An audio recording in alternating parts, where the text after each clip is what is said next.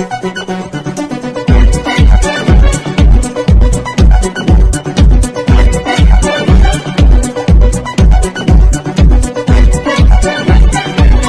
To BN9 news channel. మా లక్ష్యం ప్రజాపక్షం. పాల్వంచలో భారీ అగ్ని ప్రమాదం.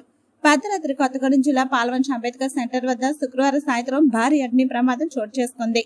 వెంకట్ ఆటోమొబైల్ వర్క్ షాప్ లో ప్రమాదశాత్తు ఒక్కసారిగా దట్టమైన పొగలు వ్యాపించడంతో గమనించిన స్థానికులు ఫైర్ ఇంజిన్ కు సమాచారం అందించారు.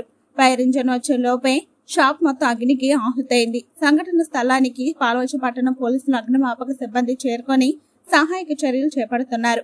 పారిశ్రామిక ప్రాంతమైన పాల్వంచలో ఫైర్ ఇంజిన్లు సకాలంలో రాకపోవడంతో స్థానికులు మండిపడుతున్నారు.